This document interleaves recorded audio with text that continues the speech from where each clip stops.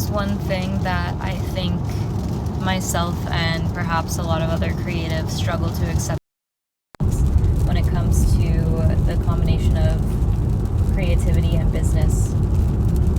There is a pretty common business model out there that involves creating on demand, working on a clock, setting up a structure to produce certain things at certain times of day, certain quantities, and it's about production. And there's nothing wrong with that in and of itself. However, I have just found that it doesn't work to sustain a creative business. It doesn't work to sustain creativity itself, because creativity is not business, but business, I think, should be a supportive framework to be able to serve and create reciprocity through creativity. In other words, you make a piece of art, you create a course, you put a price tag on it, you share it, and people pay you for your work, your efforts, and it's a relationship, it's a giving and receiving. The thing with creativity is that the only structure that I've ever noticed with creativity is inspiration. I do think that people have creative energy all the time. However, creativity can't always be forced. It can't always be accessed. So the thing that about having a rigid structure as a creative with a business that doesn't work is that if you're forcing your creativity, it's going to get drained. And I think this is why a lot of people who go to art school or music school experience this level of burnout and almost like a low-grade trauma, around creativity. It's creative burnout. So one thing that has helped me embrace the fact that I really, really don't do well working on a schedule, as much as I try to be super punctual, and I've always cared about being on time, and I care to keep up integrity with my commitments and to hold myself accountable to showing up when I say that I will, unless of course there's an emergency or some health reason, or if my body all of a sudden is it's gonna hurt me to do what I said I was gonna do and I didn't plan for this, then that's understandable. We need some flexibility in our life because we're human and that kind of stuff comes up. But anyway, as I was saying, one thing that has helped me embrace my creativity and understanding how I can integrate creative expression and art with business is getting this and accepting this about myself, that my creativity comes in cycles and rhythms. It's like a breath. Once you've taken all of the air in that you can, there's no room to take any more after a certain point. Your lungs reach capacity. Same thing with the exhalation. And then there's the space between inhale and exhale where it's a pause. Creativity is the same. And that's not supported or understood in the corporate cultures that prioritize working 9 to 5, getting home only with enough time and energy to maybe cook yourself a meal, maybe microwave yourself a meal, and take a shower and just rest and decompress and go to bed. It's a different level of energy. It's a different rhythm. It's a different cycle. And for a lot of my life, I felt a lack of self-acceptance around the rhythms of my creativity. And I felt societal pressures from my family, pressures from the school systems that I grew up in, pressures from the media, pressures from society that taught me that I am not worthy, or I'm not going to be successful, or I'm not going to make $1 million, or I'm not going to be able to support children, or do any of these like typical American dream, white picket fence, reaching the big goal, having happiness. I'm not going to be able to land any of those things unless I get a PhD or become a doctor or become a lawyer. Or not that I was ever pressured to specifically become a doctor or a lawyer, but my point is that I did feel external pressures from society and my family to live in a way that just completely disrupted my natural rhythms. And one of my consequences for not appeasing those ideas and those people who held those ideas was social disconnection, coldness, feeling like people were disappointed in me because I didn't meet their expectations. And on a neurochemical level, on a neurological level, social disconnection and ostracization and judgment, exile, is equivalent to death. It's exactly what our egos are designed to prevent us from experiencing. Because once upon a time, social isolation, in some cases, did mean potential death. We are interdependent. There's no escaping that. And I want to reclaim the word codependent right now. I mean, maybe it's not the right word. I don't know the actual definition of codependent, but we are interdependent. There is no escaping that. And I'm saying this fully acknowledging that I appear to be living a very independent life right now, but I am doing the furthest thing but that. I am on a solo road trip. I have been by myself and not in a stable community or in any one place for quite a few months now, almost 6 months. And however, I would not be able to be where I am right now if it weren't for this car that was built by probably hundreds, thousands of people in the long run, people to mine the minerals that it took to make the paint that coated this car, and to build the metal structure, and to wire the electric circuits. There was a whole entire group of people that it took to make the very car that I'm sitting in.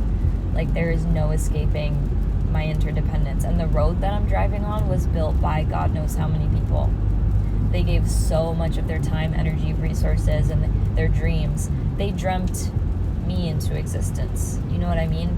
They had a dream that one day people would be driving on this road. And then the people who planted these beautiful trees, they maybe one day thought someone's gonna walk past these trees and enjoy their shade. A bird is gonna build its nest in this tree. You know what I mean? So this hyper-independence idea that is depicted in society is such a lie. And even I can acknowledge that as someone who literally doesn't have any close friends right now.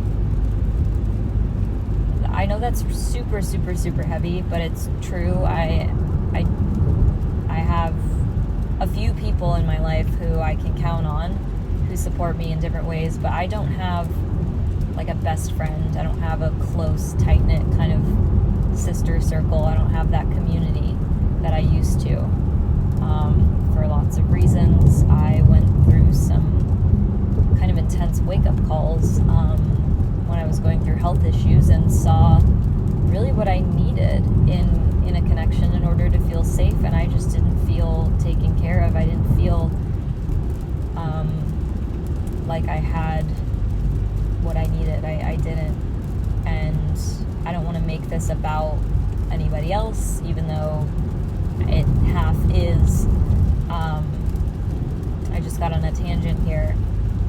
I don't know how I got there even. But, yeah. My main point of this video was about rhythms, creativity. And yeah, I think that it's important to just accept that as a creative person, we just operate on a different rhythm. We are unique types of people. We're not designed to be brute workers. I'm not designed to be a brute worker. I'm not designed to wake up every day and, have routine. I don't thrive when I have too much routine. I need a lot of change and dynamicism in my life. Dynamic change in my life. I need that regularly. So I hope that this gives you some encouragement that if you are also a creative and you're struggling to have confidence in your ability to build a creative business, maybe this will help you. Maybe this is a key that you've been missing, is to understand and accept that your gifts come in a certain package. Your gifts require different conditions to blossom. It's just like being a flower.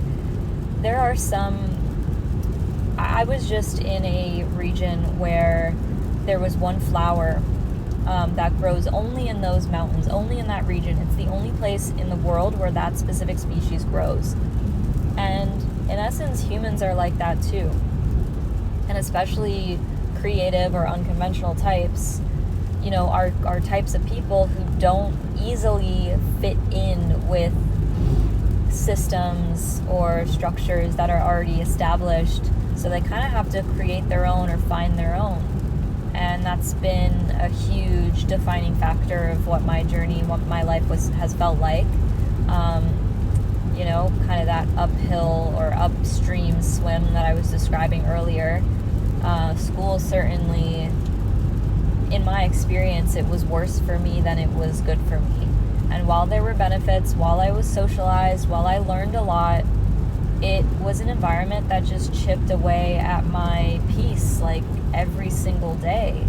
School wore my spirit down like crazy. I developed so many health issues. There was a point when I was literally 8 years old where I started missing half the school year because I had constant headaches. And I also, in addition, grew up in a household that was not emotionally supportive. In fact, abusive. And neglectful is the right word, emotionally neglectful and abusive as well. So, yeah, it's been difficult for me to actually somatically embrace, on a level of actually feeling it in my body, that it's normal for me, given the type of person I am, to need a different schedule, a different routine, a different lifestyle than people who don't, And yeah, so may this bring you peace and support, and I hope that you trust your own rhythms today and you listen to your own creativity and allow it to breathe and be expressed in the ways that feel natural and inspired. Because for creative people, the fuel is inspiration. The fuel is not necessarily get up, sit down, and pump out this product at this time. That becomes oppressive over time. I think for anyone, because it does take creative energy to produce in the first place. So to force it when it's not there will ultimately lead to health issues.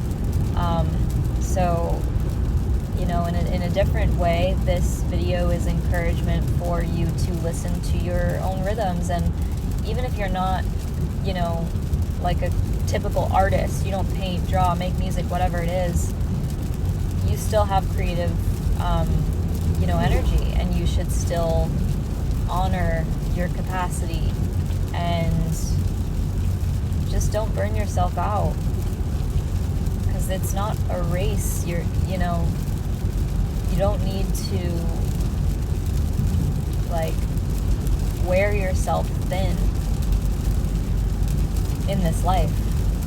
You get to choose to rest. You get to choose to ask for help. You get to choose to look for something different. If your current circumstances or job are not supporting you, you get to not give up. You get to take the hopelessness and the despair that you feel that was programmed into you by these people who said you're never going to get $1 million just by doing nothing, by being yourself. You get to find a way that works for you. God did not design you to feel the way you feel and to be the way you are in vain. I am a firm believer of that because I've experienced that. Just take the path of least resistance. And sometimes isolation and separation is necessary to quiet out all of that noise so you can truly hear your own spirit. I want to encourage you to follow the path that feels right for you, that is right for you, even if no one's able to validate it. This is about trusting your intuition and walking that way, and self-acceptance. So I hope that this was helpful. I'm sending you so much love. If you want to work with me personally, I offer psychic and intuitive tarot readings. My offerings are in the description. Send me a message if you'd like one. And if you're watching this before June 16th, I'm hosting an online Eventbrite event for people who are going through rocky life transitions and kind of dismantling their identity, and in the process of parsing apart these aspects of yourself, rediscovering who you are. Maybe you just left on a road trip, entered a new relationship, left a relationship, went through changes, realized your new standards in life, what you expect, etc. This is a space where we are going to self-reflect and have an opportunity to share at the end, to really just dig through our experience without judgment and with being witnessed. And if you watched my previous video about storytelling and the importance of that, you'll, maybe be encouraged to come join and recognize that in this space we are going to be telling our stories, and we are going to be going through the parts of our journey that maybe scare us or intimidate us the most or threaten our identity. And in sharing these things with other people, we are going to have an opportunity to recognize deeper parts of ourselves. Sorry, I'm just making a right turn in other people. So come experience being a part of a community. Comment, like, subscribe. Thank you so much for watching. And I will see you in the next one. Take care. Follow your intuition. Bye.